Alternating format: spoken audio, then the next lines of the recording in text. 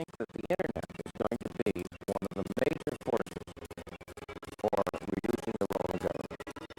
The one thing that's missing, but that will soon be developed, is a reliable ETH, a method whereby...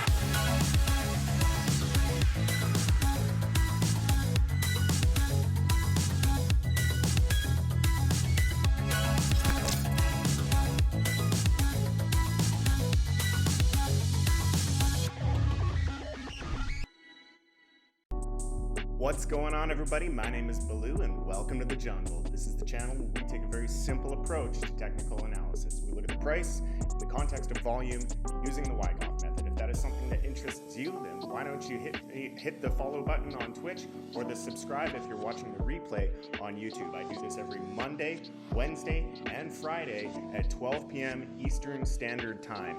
So in today's video, I want to cover the basics. I want to look at Bitcoin. Bitcoin's had a bit of an upside move. Are we out of the woods yet? Do we need to be range bound for a little bit longer? I also want to go ahead and take a look at Ethereum and Cardano. So there is a lot of buzz around Cardano right now. Should you be selling your Ethereum to buy Cardano? Do you need to FOMO into Cardano right now? We're going to discuss that notion in today's stream. So without any further ado, let's go ahead and dive right into the charts. So here we are on the Bitcoin chart. We are looking at the 4-hour. We have been trying to determine music volume is a bit higher than your voice. Okay, thank you for that feedback. On levels are better. Yeah, so we're in phase A. We're trying to determine what is going on with the price of Bitcoin. We have a tentative range. Nothing is confirmed yet. You know, all we're doing is we're just taking in the data.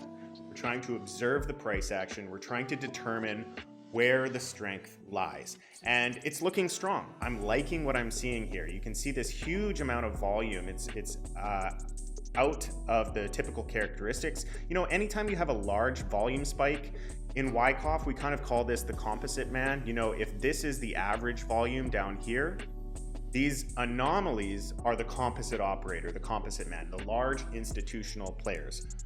And we need to pay attention to what the large institutional players are doing. How are they interpreting the data? How are they interpreting the charts? We need to separate the strong smart money from the weak, quote unquote, dumb money.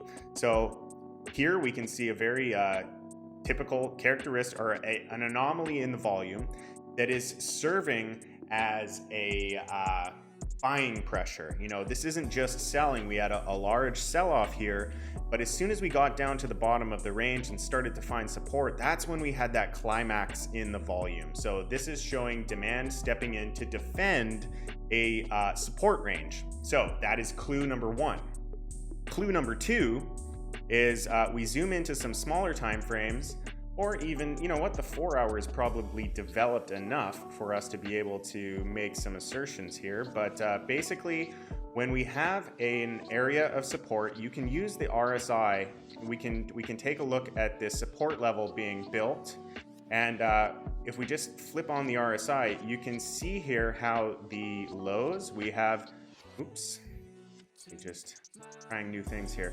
We have a low, we have a lower low, and we have a lower low. And then when we go and look at the RSI, oh, the RSI doesn't transfer with my drawings, but we have a low, we have a higher low, and we have a higher low. So that is a disagreement of the lows, also known as a divergence.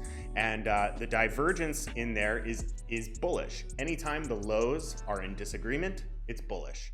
There's regular bullish divergence, hidden bullish divergence, and there's exaggerated bullish divergence. Honestly, don't even bother learning the differences between all of those different types of divergence. All you need to know is that when the lows disagree, it's bullish. When the highs disagree, it's bearish.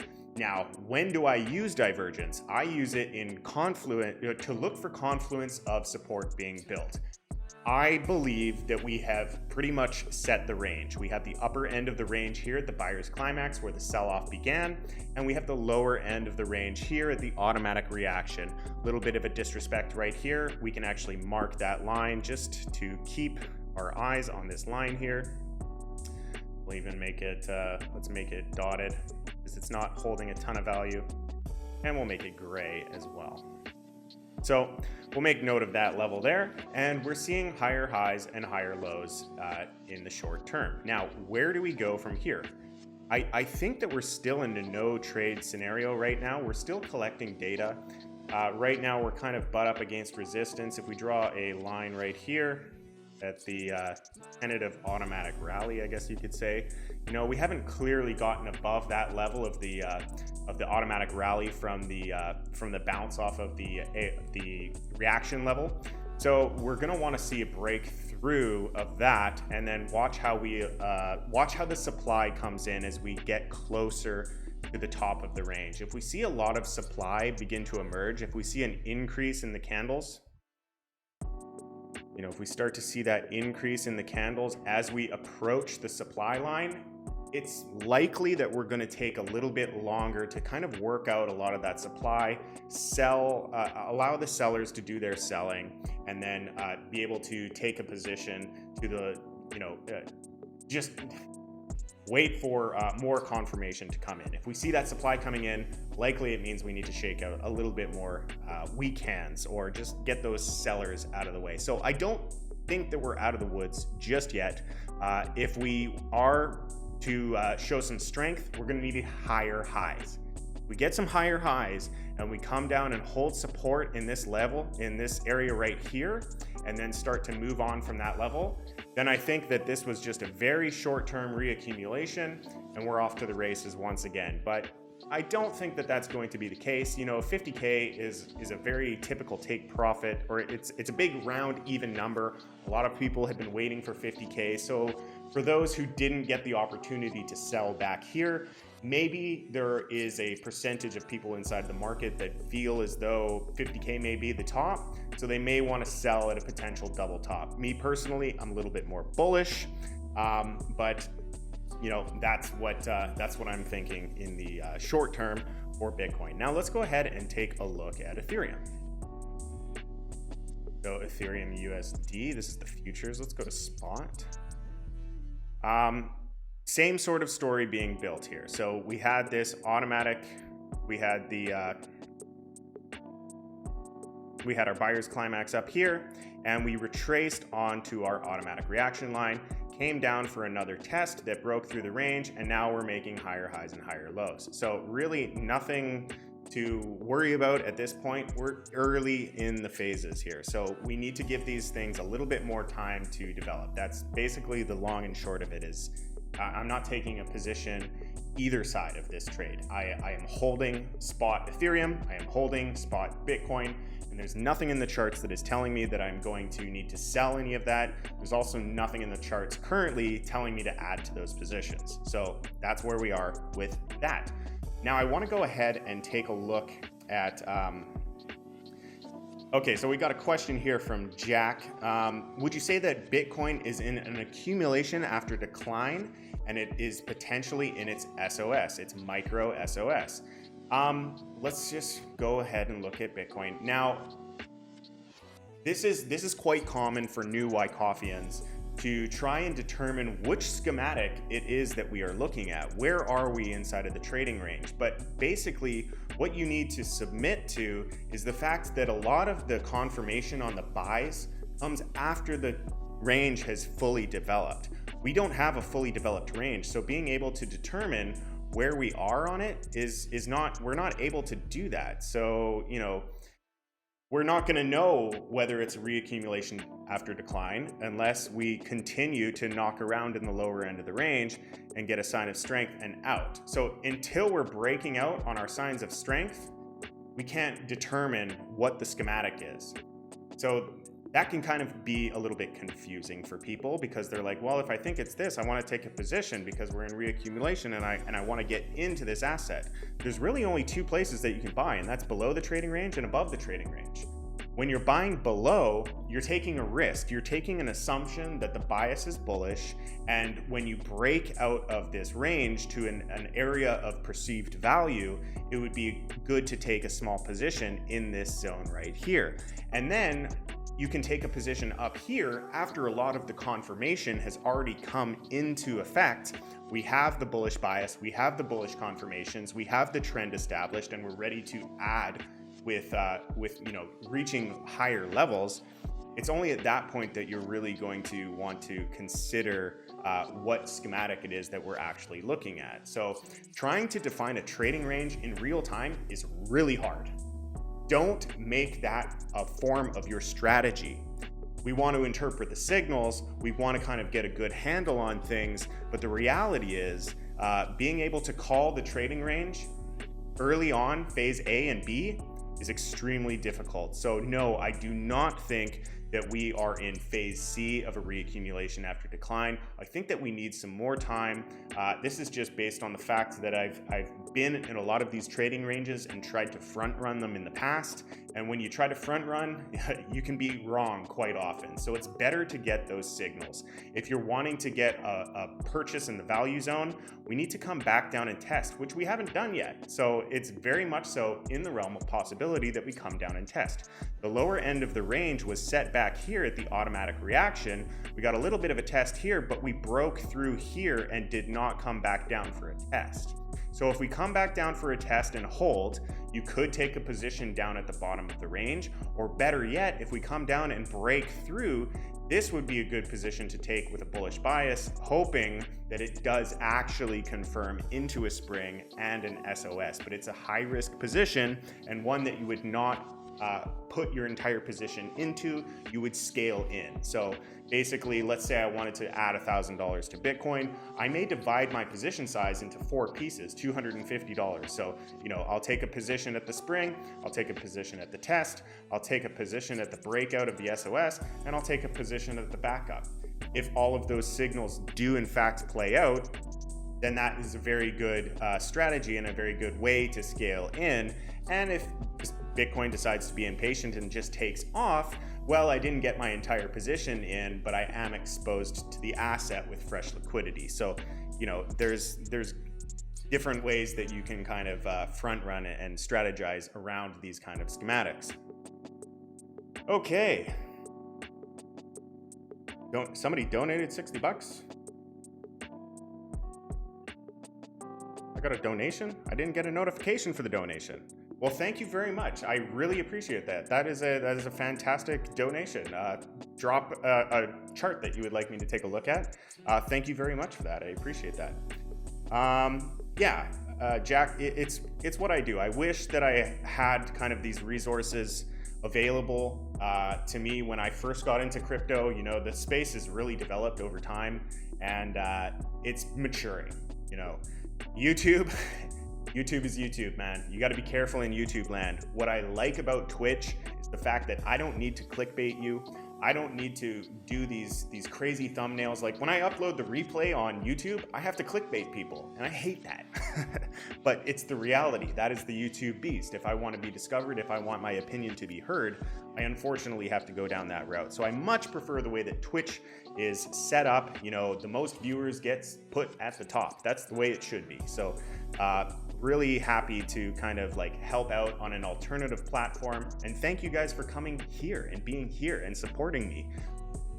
Since we're talking about the topic of support, if you would like to support me on Twitch without having to spend a dime, if you in fact have an Amazon Prime membership, you can subscribe to tier 1 of my channel for free. You get 1 subscription on Twitch that comes along with your Amazon Prime. If you pay for Amazon Prime, you're entitled to 1 Twitch subscription. It would be fantastic if you could directly support me, putting out this information and trying to educate the new investor. Thank you very much, US Burrito, for the subscription. Really appreciate that. All right, so let's go ahead and take a look at Cardano. I'm not sure if I finished up with Ethereum. It's the same as Bitcoin. We're just waiting for more of the data to come in. So let's go ahead and take a look at Cardano real quick. A lot going on here. I really like the local formation of Cardano here. Let me just move this over a bit. So Cardano is looking overall very healthy. I mean, we're in an uptrend. We're breaking through a lot of the resistance. We're almost developing a bit of an ascending channel here. So I may even be able to just draw this to the upside like this. Let me just get rid of a lot of these drawings. I have a lot of noise here, but you know, basically we have a bit of a channel developing. Thank you for the sub. I really appreciate that. You're the first. So you've got a first there. So that's cool. Yeah, so we've got a little bit of a channel, upwards channel. I love upwards channels, and I also don't like upwards channels. So in the lens of Wyckoff, it is extremely difficult to properly determine signals in an uptrend, in an ascending channel. However, I do think that the ascending channel is a very favorable trading environment, because basically if you get in at the bottom of the channel, like if you are able to take a position in the lower end of the channel and we move up to the next area, let's say we come back down for a failure, it's likely that the failure stops out your position in profit or close to entry, which is why it's such a favorable trading environment to be in. So I really do like the ascending channels for that reason, but they are also a very hard read as far as the volume signatures and the signals that are typical inside of a Wyckoff accumulation pattern. So for those reasons, it can be hard to nail like the really big backup moves, but it's a good environment to be in. So I'm not bearish on the structure inside of Cardano, but I would like to address the narrative that's going around where Cardano is going to destroy Ethereum. You know, Ethereum is dying slowly. You know, we're not. Ethereum is reaching the end days, and I just want to address the fact that there is a ton of money in the form of investors, developers, venture capitalists, a huge amount of hedge funds, and a lot of people involved in the Ethereum ecosystem. And that isn't just going to go away because Cardano releases smart contracts. I'm sorry to be the bearer of bad news, but Ethereum is well established. It has the first mover advantage. It has an incredible development team that is working on solving a lot of the issues that exist inside of Ethereum. And another note too, why can't both exist? You know, I'm sure Nike would love it if Adidas just kind of went away, but the fact is Adidas is still here, and it works in conjunction selling the exact same product as Nike, and they seem to both be quite lucrative and quite happy with their earnings. So realistically, it's not an either or type situation. It's an all and both type situation. Okay. Yeah, Ethereum has been dying slowly since $3. Getting rough out there for Ethereum. So I want to talk about the alternative currency pairs on these types of assets. So well, first of all, let's go on the US dollar pair for Cardano. Let's go to a long-term time frame. Okay, we're here on the 3-day. Let me go to spot. I'm on futures here. We ain't charting futures here. We're talking macro, we're talking spot. So let me go on to the spot pair. Get rid of all these drawings. Let me zoom in. We have to have more data elsewhere. Let me see where there is more data. Kraken has had a Cardano for a while. Oh, no, they have not. Who has had Cardano? There we go. That's better. Look at all these drawings. All right, so you know we're up at the all-time high. Let me actually go to the weekly. There's a lot of data to interpret. When I'm choosing a time frame, basically I'm looking at the volume candles. I want the volume candles to be a certain size, and I basically pick the size that fits the frame. So I kind of like this size of volume candle, and this is everything that I'm interpreting. So that's why I've chosen the weekly. I could probably get away with the 4-day or something like that, but yeah. So here we are. We have a buyer's climax at the all-time high peak for Cardano. I'm actually surprised we're above the all-time high peak. I didn't realize that, but hey, here we are. Beautiful, fantastic. Structure in Cardano is magnificent. And then we have a long multi-year accumulation in Cardano. Massive accumulation, I may add. So one of the 3 laws of Wyckoff is the cause and effect. And basically, to summarize what cause and effect means in terms of Wyckoff is the longer an asset is in accumulation, the more powerful the upside moves are inside of that asset. So we have quite a cause that has been built on Cardano. Let me just draw a trading range around here. and that's more or less what we're looking at. So you should have been buying in the accumulations. If you're just coming to cryptocurrency now, that's fine. You know, these accumulations will represent themselves in a few years. So just don't forget about crypto during the bear market. Be sure that you accumulate during these accumulations, because this is where all the money is made. The smart money's buying down here. The quote unquote dumb money. I really don't like that term, but the inexperienced money typically buys the green candles. But anyways, here is what the US dollar pair looks like. We have well left the accumulation on US dollars. A lot of the markup has already occurred. We are struggling to break through the all-time high, and that's basically where we sit right now. We're just below the all-time high. Do I think that Cardano can meet higher levels? I do, based on the market, and especially if they do actually release these smart contracts, there should be no reason why they don't reach higher levels. So I am bullish on Cardano, but I'm also bullish on Ethereum.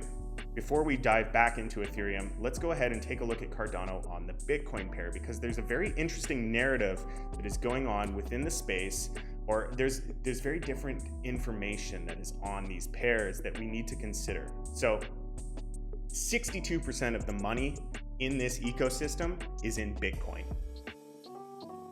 Allow that to sink in for a sec. There are 6,000 plus cryptocurrencies inside of this ecosystem, and one of them holds 62% of the money. Okay? Now, what does that mean? That means that those who were buying Bitcoin in 2011, 2012, 2013, the Bitcoin millionaires, they don't care about dollars. They don't care about altcoins. Altcoins came later. Everything to them is a shitcoin. These are commonly referred to in this space as Bitcoin maximalists. But you'd be foolish to think that Bitcoin maximalists aren't looking for trading opportunities. Of course they are looking for trading opportunities. But what are the charts that they are looking at? They're looking at the Bitcoin chart, because they want to make sure that any decision that they make inside of the ecosystem yields them more Satoshis. That's it. That's all they care about. And they've got a ton of money. So we need to pay attention to the charts that the whales, the Bitcoin whales, are looking at. And when we look at Cardano, we have actually just flashed our sign of strength. So inside of Cardano, we've had this really long multiple year accumulation inside of Cardano. And now we've finally made our higher high. We have finally made our higher high, and we're now coming back down to around the 2,000 Satoshi range in order to, get that successful backup. This may take a few weeks, but basically, if these play out like typical Wyckoff accumulation ranges, what we saw on the US dollar pair will be comparable to what we'll see on the Bitcoin pair. So we could see Cardano on the Bitcoin comparative up to 8,700 Satoshis, somewhere around there. So that's basically a 4x from where we are here on Bitcoin. So if Bitcoin 4x's and this 4x's, well, it's a considerable amount. What is that? That's 16x or something. Wait, 4 times 4? Don't make me do math on the stream. Oh, I'm always less confident with my ability to add and multiply when I'm live. It is 16. Just needed to confirm that I wasn't an idiot. So yeah, it would essentially be a 16x from here on the US dollar comparative. Now, I'm not saying that that's going to happen. What I'm saying is that the whales are going to be looking at these charts for them to make the decisions on where they should potentially take these shorter term gains, these crazy face melting moves that occur in the later stages of a bull market. So start to watch these pairs, because they're painting a very interesting story. And now we can talk about Ethereum BTC, because Ethereum, we know the narrative that is going on right now inside of Ethereum. Ethereum's dead, gonna die, blah, blah, blah. But we have an incredibly powerful setup inside of Ethereum. We are coming down for our first higher low inside of this Wyckoff megaphone pattern. This pattern was popularized by some of the famous stock traders like Jesse Livermore. You know, a lot of the epic stock operators they're not here anymore, but they've created these incredible methods like the Wyckoff method. And they've got a lot of signals that indicate health, a lot of signals that indicate strength, and we have a transition here. We have a transition. We have the lower highs and the lower lows. Thank you for the sub. I appreciate it, Jack. Took you this long to sub? Come on. But we have a transition here. This is the change of character. So because of the change of character, we have, for those that don't understand what a change of character is, we had a downtrend and now we are trending to the upside. So we have a high, a low, a higher low, a higher high, and what we are looking to print now is our higher low. And where we are inside of this accumulation is the tail end of our backup phase. Excuse me. We have this SOS, and now we are looking to form what is called an LPS. The LPS is the last point of support. If you guys are lost at all on anything that I'm saying here, I highly encourage you to join the free Discord down below. All of this information is available for free on the internet. I've just taken the time to put it all in one place. So if you join the Discord, go down to the Learning Materials tab on the free side of the Discord. You can see a ton of PDFs kind of explaining this method and just giving you the basic theology of what it is that I'm doing here. It's a fantastic method that has really allowed me to eliminate a lot of the noise and avoid a lot of fake outs. This is a volatile market. It's not the best place to be day trading. It is a fantastic place to build wealth, and it's a fantastic place for you to, take these longer term positions and multiply, your wealth in this world. But as far as being a day trader, it's really tough. It's really tough. Even being an intraday trader is very tough. If you want to be a day trader, honestly, I know it's not sexy, but just trade stocks. And the reason, the number one reason that you should trade stocks as a day trader is because the market closes. It is such a hard market on it, trying to trade a 24-hour market as a day trader. You need to give yourself an 8-hour window of trading. Once the 8 hours is done, go away. But there's too much of a temptation to leave the position open when you're in a 24-hour market. So it's tough to be a day trader in this market. You're far better off doing that where the market opens, where you can pay attention, and the market closes so that nothing happens when you go to sleep. That's my recommendation anyway. Okay. Right. Oh, I see. Okay, cool. I get it. Thanks for clarifying that, Jack. I appreciate that. So yeah, basically what we're seeing is, the next move up theoretically should be a pretty large move. So what I'm anticipating to see is, at least another week or so of consolidation and then another higher high. When we get that another higher high, we're going to come down and test the top of the megaphone, and that's when you get the incredible moves, the really, really big moves. Now, of course, nothing is a guarantee, but these are the ways that things typically play out. These are the setups that we as White Coffeeans look for. So, pay attention to this kind of stuff because it can be incredibly powerful. So you want to be on the receiving end of that. This is Ethereum when compared to Bitcoin. I am not worried about what is going on with Ethereum. Cardano is further along on its Bitcoin comparative, which tells me, I would rather buy the one that hasn't had the moves. I would rather buy the one that has a lot of fundamentals on its side, a lot of liquidity. It's not going anywhere. It's not going anywhere, okay? Neither is Cardano, neither is Ethereum. So I would rather buy the one that is currently underperforming and undervalued so that I can get a position on the asset that I love. I love Ethereum. Ethereum is the one that I truly choose. Cardano seems like a fantastic project, but they don't have smart contracts. They don't have the liquidity. They are the king of delays. And be that as it may, I could be passing up an opportunity, but it's really important for your ability to be a successful investor to truly believe in the projects that you're putting money into. And for me, that's Ethereum. There's nothing wrong with that. I think both assets are going to perform quite well. Okay, would you be able to look at USD? Just experimenting with some extra money that I'm willing to lose. Took 1/3 of the position at 75 cents, and I think it might be close to its mini SOS. So let's go ahead and take a look at Luna. So guys, that's pretty much it on my argument for, should you be selling your Ethereum to buy Cardano? If anything, you should be selling your Cardano to buy Ethereum right now, just based on where the technical setup is. But both of those are bad ideas, honestly. Expose yourself to both assets because, Cardano is already in markup, early stages of markup on the Bitcoin comparative. Theoretically, there is more upside, and Ethereum is just getting ready to release some of that upside. It's in its final stages of accumulation. So the markup events are soon to come to Ethereum, in theory as well. Thank you for the follow, Jack, again. Okay, so let's go ahead and take a look at Luna. I'm sure that has something to do with subs. So Luna USD. Let me drink some green juice. All right, so huge markup. Did you say Luna? Oh, 7.5. Okay.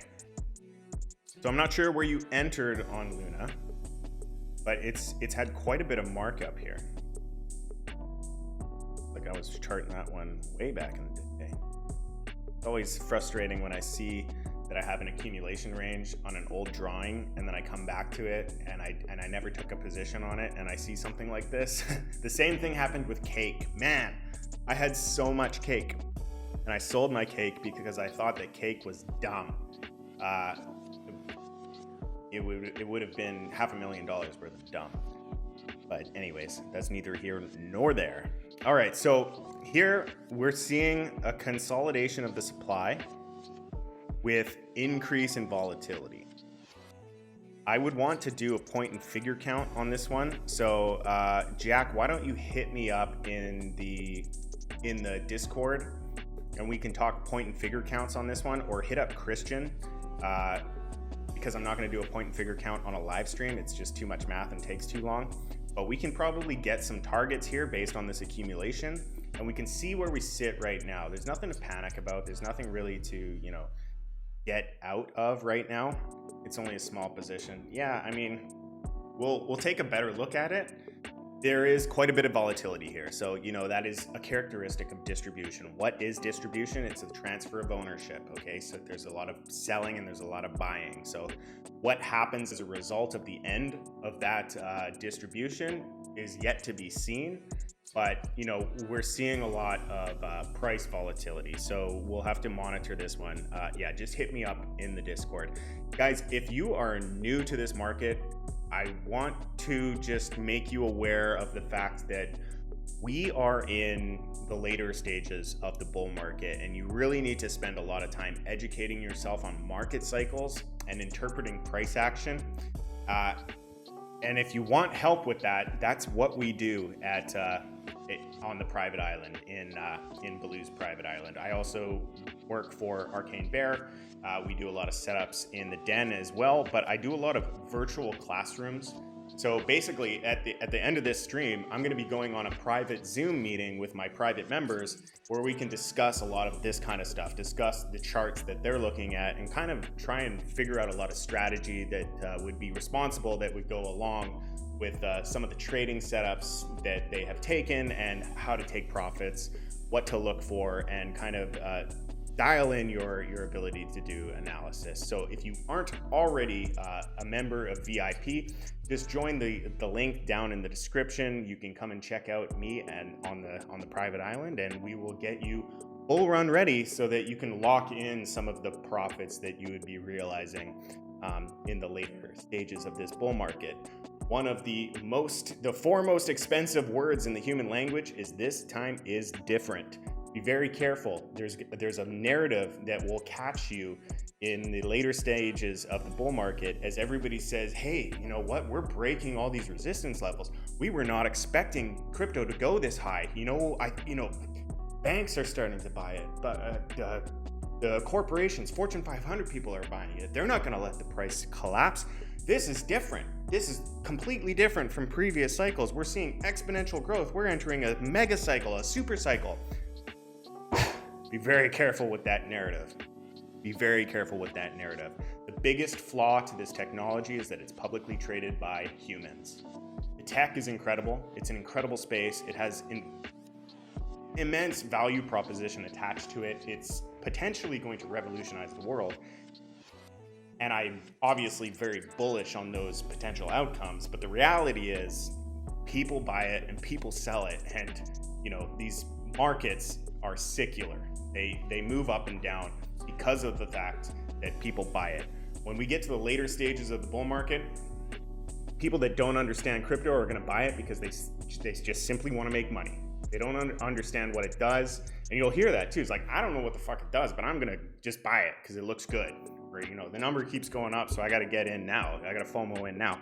And what we're talking about on the Bitcoin pair, going back to the Bitcoin OGs, they don't care about altcoins. They have given up on the US dollar. They have made all of their fortune in Bitcoin. They don't need altcoins, but they will scalp them. They will take some altcoin gains. They will stack some more Bitcoin on their altcoins all day long. They are more than happy to take those positions.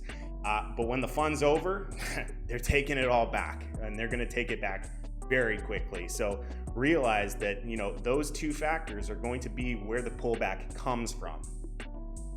Just be careful. You're entering the market in the middle. Entering the market in the middle is tough because there is an unknown amount of upside as well as an unknown amount of downside. So realize where you are in the market.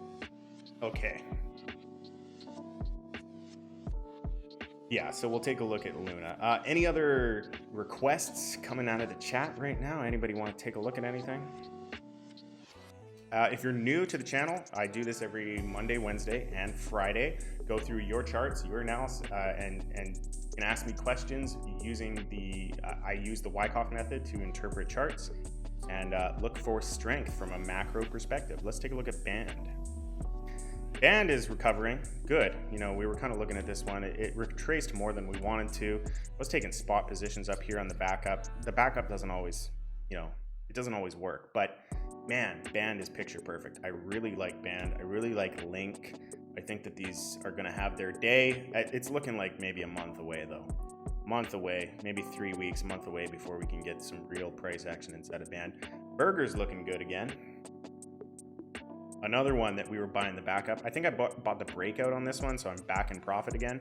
But this is on the BNB pair, so a lot of volatility on Burger.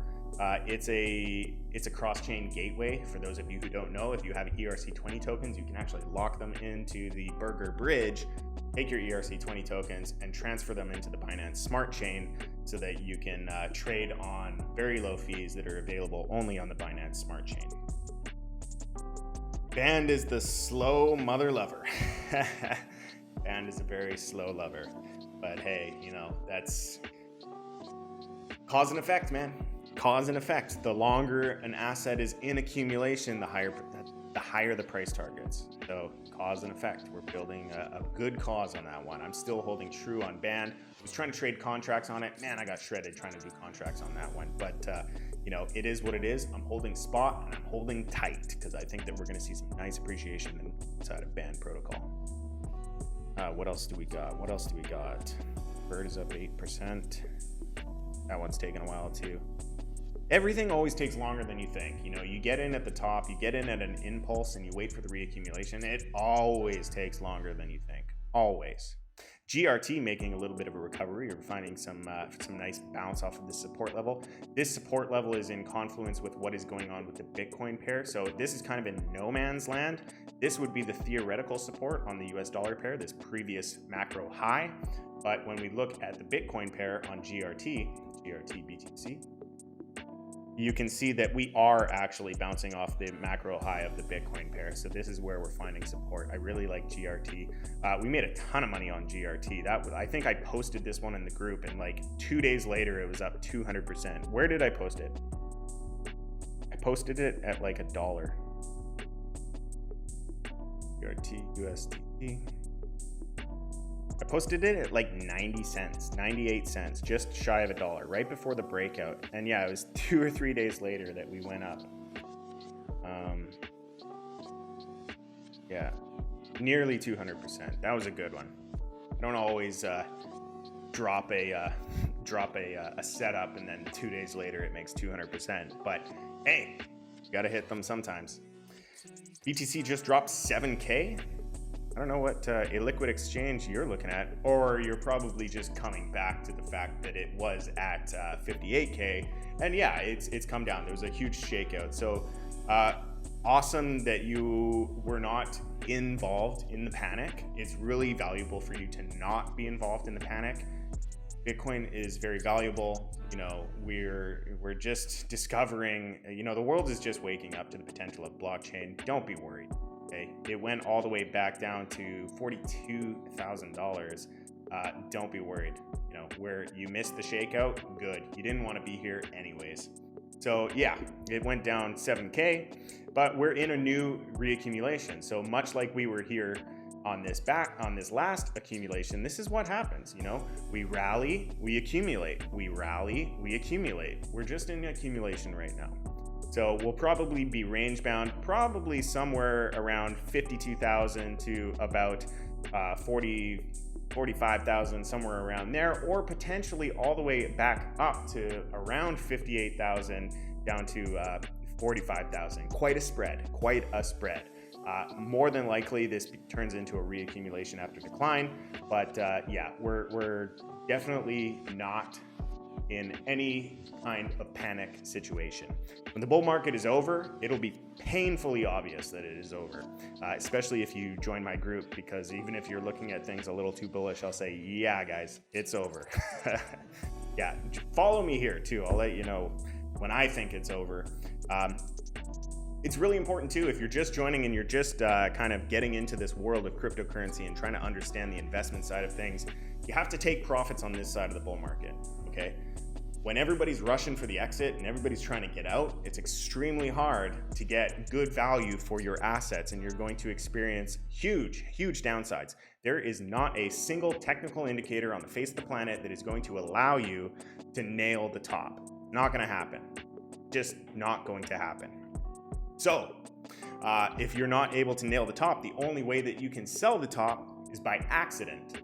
And the only way that you will sell it by accident is by picking a number and deciding to sell when you are in profit in the bull market. It is very easy to find a buyer on this side of the bull market. When you go to, when the peak is in and everybody is flooding for the exit, you know, when you buy an asset, you need a seller. Okay? If I want to buy Bitcoin, somebody has to sell it to me. When the whole market is going crazy and everybody is crypto crazy and everybody's making money, it is incredibly easy to sell your Bitcoin to somebody who is willing to buy it. When we get on the other side and everybody's freaking out and nobody wants to add to their positions, it is extremely difficult to find a buyer for you to be able to sell your crypto. Know that. These sites crash. It's madness. It's madness, okay? It's madness when we get to the conclusion of the bull market. So realize that these sites won't work. You won't be able to sell. The liquidity is terrible. You're gonna have to, you know, Bitcoin might be back at 50K and you'll be forced to sell it at $48,000 to get your order filled. Like, it's stupid. It's stupid. After looking, it is going up. Yeah, it's going back up, But I do think that we're range bound here. Okay, so until we can, there's nothing to get too excited about until we can start breaking above this this area of the buyer's climax, until we can start making some higher highs and proving that the higher high is going to hold on higher support. Then we can get bullish again. Thanks for the follow. Appreciate that. Yeah, so there's, you know, we're just range bound. It's fine. Everything's fine. Insert dog in burning kitchen saying everything's fine. All right, what else do we got here, guys? What else do you want to look at? We've looked at Cardano. Let's take a look at 1 inch. 1 inch is weird on the US dollar pair. I like it better on the Bitcoin pair. We're seeing that a lot. The structures are starting to develop a lot nicer on the Bitcoin pair. We're noticing in transition, people are not wanting to hide in Tether. They want to hide in Bitcoin. AKT, what is AKT? What is AKT? AKT, not on TradingView. Looks like we're diving into the shit coins. That's all good. Bitcoins have value sometimes. AKT. Akash Network. I've looked at this one already. Yeah, we can take a look at VeChain. VeChain and Vitho. May not like what I have to say, but we can talk about it.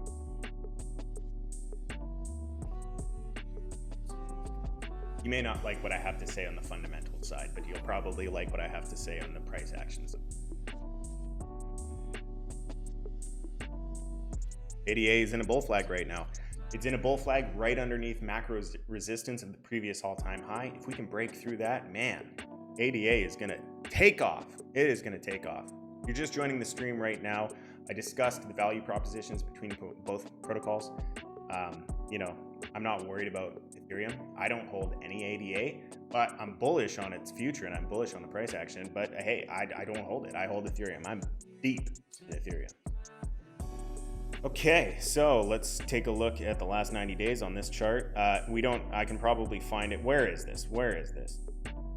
So it's on a bunch of crappy exchanges. It's not available on a DEX, Akash network. Market cap 227 million. Max supply 388. Circulating supply 38 million. So about 1/10 of the max supply. So I'm not sure how they delve out the tokenomics. But you know what? This chart is actually not bad. You know, we're making higher highs, we're making higher lows. We reach an area of consolidation. We get another impulse to the upside. Area of consolidation, impulse to the upside. If you're looking to take profits, I think you're in a very fantastic area to take profits. We're up 1,600% from the all-time low. But for taking a new position, I don't know. What does it do? What does it do? It's not on the DEX or anything. We'll do a little bit of fundamentals. Oh, the cloud one. That's right. Okay, so some of these ideas are just ahead of their time, in my opinion. You know, the entire NFT space is kind of ahead of its time. Civic, with its voting protocol, is ahead of its time. And, you know, cloud-based, nobody's using this, is basically the long and short of it, okay? So it's an unstoppable cloud. We can add our files to a decentralized cloud. Fantastic idea, and one day this will be reality. One day, without a doubt, this will be reality, okay? I just want to preface my opinion on that. But right now, like this cycle, today, we're not building this stuff. What we're building is the decentralized world of finance. We're building the decentralized exchanges. We're incorporating the world of finance first, and these protocols are going to come when mass adoption comes. You're niche. You know this stuff, but you are a weirdo. I'm a weirdo. We understand blockchain, but we're so far away from this kind of stuff being a reality where it's in the mainstream and you can actually look at it as a, you know, if you want to buy this token, know that it is going to take probably at least a decade for there to be significant price appreciation. And there's also no guarantee that it will be a Akash network. You know, as blockchain becomes more mainstream, what's to stop Apple from promoting their own blockchain for this kind of idea? What if Apple decides to launch a smart contract on Ethereum with all the marketing momentum and marketing potential of Apple? They decide, you know, hey, we're gonna do this decentralized thing, we're gonna secure your data, blah, blah, blah. You know, Apple is really getting into the privacy space. What if they decide to do their own protocol where Apple is like, hey, we have a privacy cloud-based network that's decentralized and can never be shut down? That may become a very sexy thing that they can market, you know, because they'll have an incentive to promote their token to increase that token's value. No guarantee that ATK or AKT will be around, and there's no guarantee that they're going to be the winner. So for that reason, I'm bearish. I just don't think this is the kind of stuff that I want to be spending my time on right now, because I don't think that it's where we're building. We're building protocols, we're building contracts, we're building oracles, we're building these decentralized medians of exchange. That's what we're doing right now. All that stuff, incredible application of blockchain, we're just not ready yet. Let's go ahead and take a look at VeChain. Oh, nice recovery day. Beautiful recovery day. All right, so VeChain's looking very healthy. I just want to address one of these comments here. Yeah, waiting for it. Waiting for ADA to break the bull flag. Can you take a look at Atom? It has broken out of its downwards resistance, but not much action yet. Yeah, we can take a look at Atom real quick. Ooh, actually, you know what? I'm not sure if you're in my Discord, Western TV, but just at me in the Discord to remind me to drop a chart and my opinion on Atom. just because I'm running out of time, I have to jump into the virtual classroom. If you are wanting to get into the virtual classroom, that is a paid premium service that comes along with many of the services that I offer on the private island. So if you're interested in getting hands-on education with a small group where I can guide you in the right direction, join the link down below. Education is your best friend inside of this market at this phase. So just hit me up in the Discord and we'll talk about Atom. Would you consider too risky to start an accumulation plan on some of the top alts? I'm kind of scared as they grew already so much in the past 2 months. Yes, so I think you have the right attitude in terms of, is it risky? Yeah, the downside risk is equal to, if not more than the upside risk at this point in the market, because we're in the middle somewhere. We're in the middle somewhere. We don't know if we're smack dab in the middle. We don't know if we're just starting the major part of the cycle. And we don't know if we're reaching the top yet.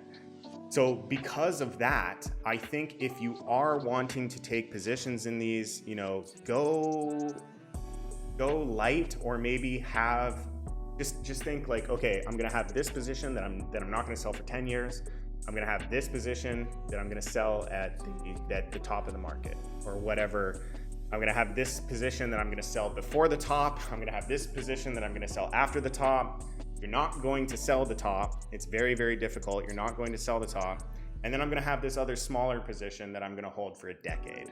If you want to do something like that, then you're more than happy to kind of take those investments inside of the space. I do recommend that you do that with the top altcoins that have been around for a while, that are being constantly developed on. But know that the risk is currently unknown. And because it's unknown, it's risky. It's very risky. You're somewhere in the middle. I can't tell you where. You're somewhere in the middle.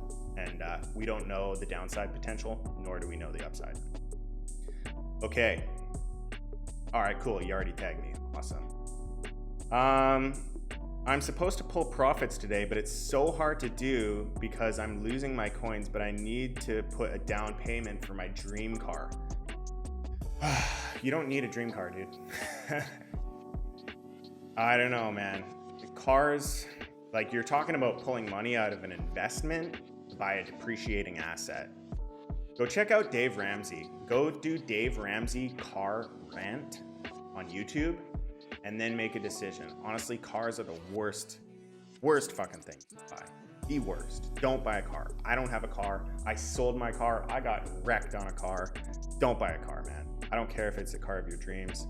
Save the car of your dreams when you're crypto rich, would be my opinion. I don't think that you should be buying that car.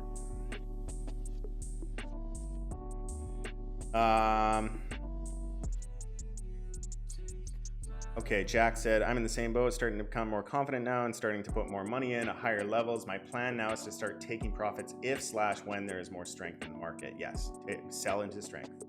Sell into strength.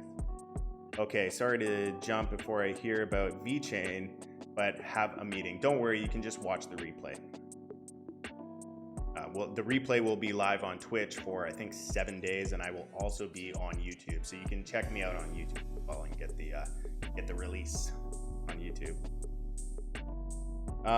All right, so quickly on VeChain, we're making higher highs, we're making higher lows. We had this macro reaccumulation here. We got a huge sign of strength, and then we got a really big drawback as well. The sign of strength when we left the box was approximately 87%. But then the drawback to the drawback was also about 43%. So, we got a nice bounce here. You could probably drop down to some smaller time frames and take a look at some of where the strength is. So here's the drawback here. I can see kind of a tentative range being formed here. So let me just quickly draw this.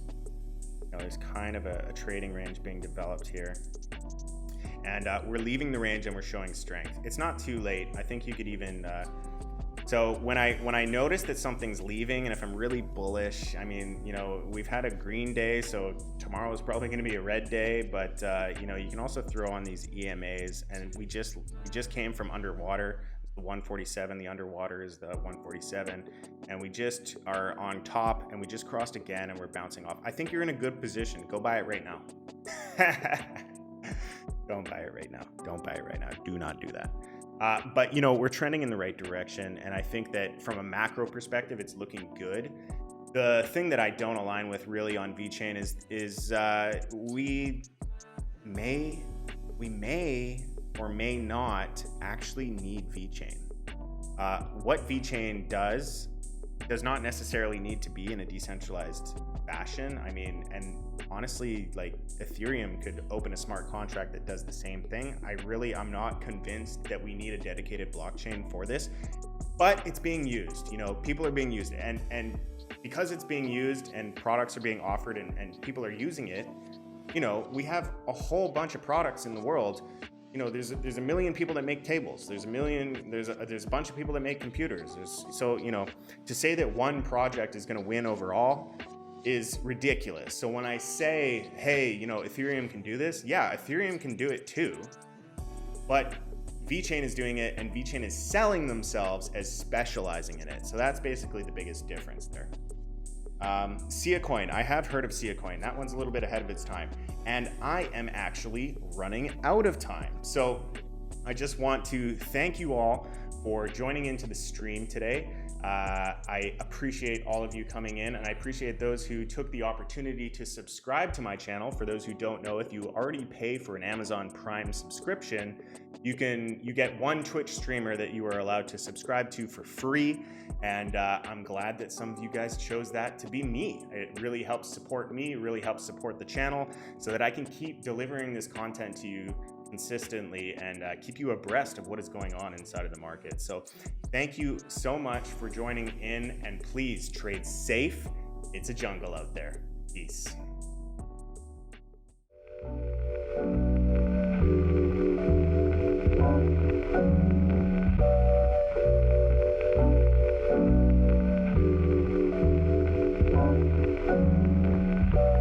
Welcome to my dream.